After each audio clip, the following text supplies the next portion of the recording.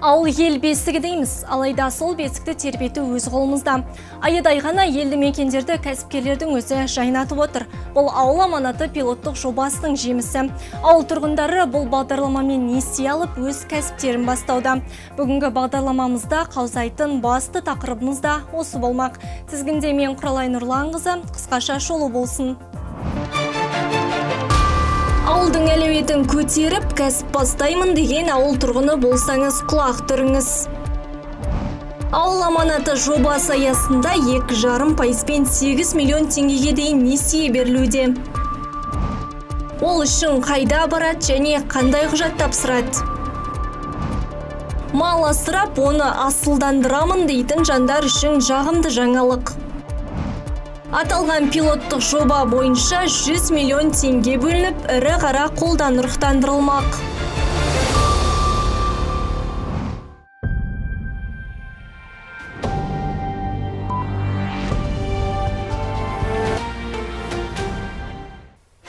Ауыл аманаты жобасы 2019 жылы үкімет отырысында бекітілген еді. Облыс бойынша 2500-ге жуық ауыл тұрғыны қаржыландырылған. Ал биыл 24 миллиард теңгеге 4000 адамды қамту жоспарланып отыр. Аталған жобаға кімдер үміткер болады? Бағдарлама аясында жас шектеуі 18 жастан зейнет жасына дейінгі ауыл тұрғындары ала алады. Яғни несие алу барысында несие алушы ауыл тұрғыны 18 жастан несие жасына дейін болу керек, яғни несиеге шығып кетпеу керек. Жалпы бағдарламаның бірінші шарты ол несие алушы сол ауылдың тұрғыны болу керек. Егер бір отбасынан ерлі-зайыптылар өтініш берсе мақұлданбайды. Бірақ бір туған бауырлар әкесі мен баласы алуына рұқсат. Несиеге өтініш беруші 6 айдан астам уақыт ауылдық округте тіркелген мекен жайдың тұрғыны болуы тиіс. Микрокредиттің ең жоғарғы сомасы 7 миллион теңгеге дейін, максималды мерзімі 7 жыл. 1 жыл каникулы тағы бар. Тұрғындар үшін қолайлы, алайда кепілге жылжымайтын дүние мүлік қоюы шарт. Атап айтсақ, үй, пәтер, коммерциялық мүлік, фазенда және тағы басқалары. Бірінші бағдарлама аясында міндетті түрде несие алушыда кепіл зат болу керек, ол жылжымайтын мүлік болу керек міндетті түрде. Екінші, қосымша кепіл ретінде жер телімдері қоюға болады. Жоқ, біз бағдарлама аясында сол ауылда өзінің тұрып жатқан бекітілген ауылдық округтың үйлерін қабылдаймыз. Жеке бағалау компанияларының бағасының 70%-на дейін біз несиені бере аламыз. Есіңізде болсын, несие сомасы кепілге қойған дүние мүлікке қарап бағаланады. Яғни несиеге кепілзат бағасының 70% ғана беріледі. Кепілге кез келген азаматтың мүлкін кез келген қалада орналасқан мүлкін қоюға болады. Жеке кәсіпкер ретінде тіркелген болуыңыз қажет. Құжаттарды онлайн кезекте.kz порталы арқылы тапсыра аласыз.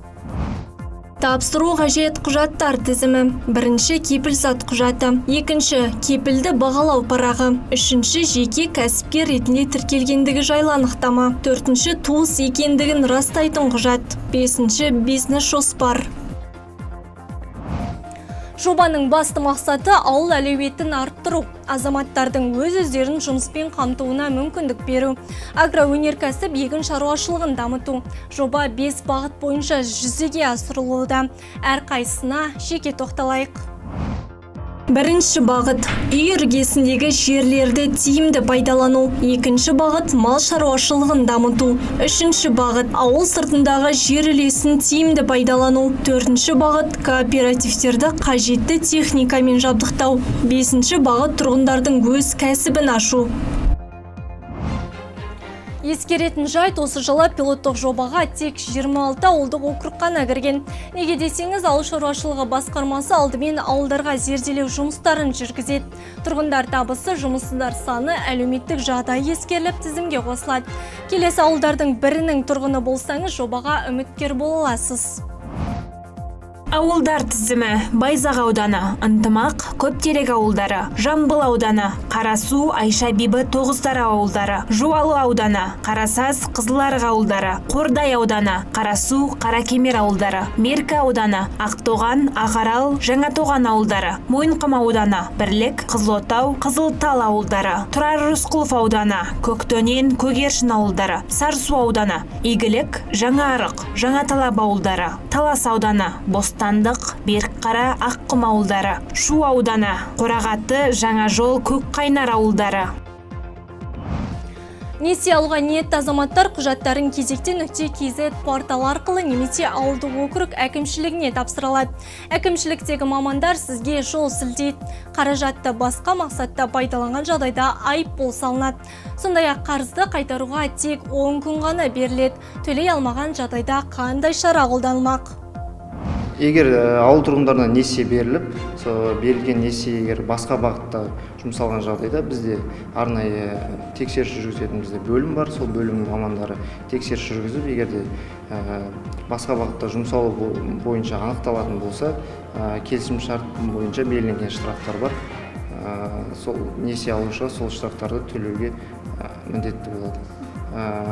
Басқа бағытта жұмсалған болатын болса, 10% штраф төленеді және уақытынан бұрын жабуға тура келеді.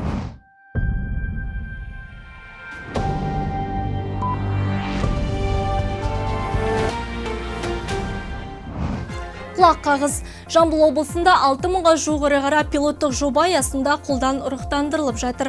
Қазақстанда 2001 жылдары қолданыла бастаған инновациялық тәжірибе біздің өңірде алғашқы рет жүзеге асырылып отыр. Жалпы республика көлемінде 2,5 миллион ірі қара мал басы бар. Оның 80% жеке тұлғаларға тиесілі.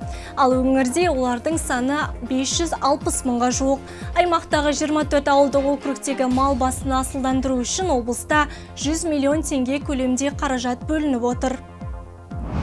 Тұрғындар тарапынан сұралып жатқан тұқымдардың түрі ол сегментал тұқымдары, яғни ол тұқым негізінен етті және сүтті болып табылады.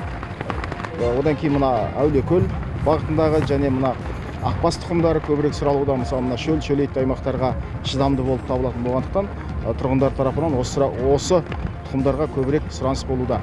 Одан бөлек біз енді бұл биылғы жылға алғаш басталып отырған жұмыс. Алдағы уақытта бұл жұмыстарды жалғастыру үшін біз 3 жылдық келісімшарттарға отыратын боламыз.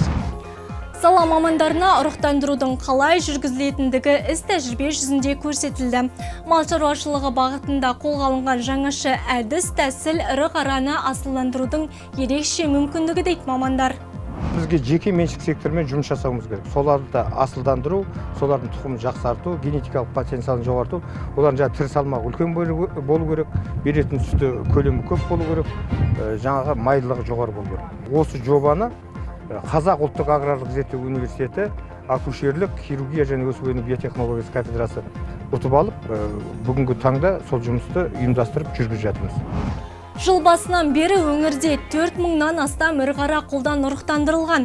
Айта кетейік, облыс бойынша қолдан ұрықтандырылатын мүйізді ірі қара малының аналығы 5886 басты құрап отыр. Нәтижесінде қолдан ұрықтандырылған аналық мүйізді ірі қара малынан 70-75% асыл тұқымды төл алу күтілуде.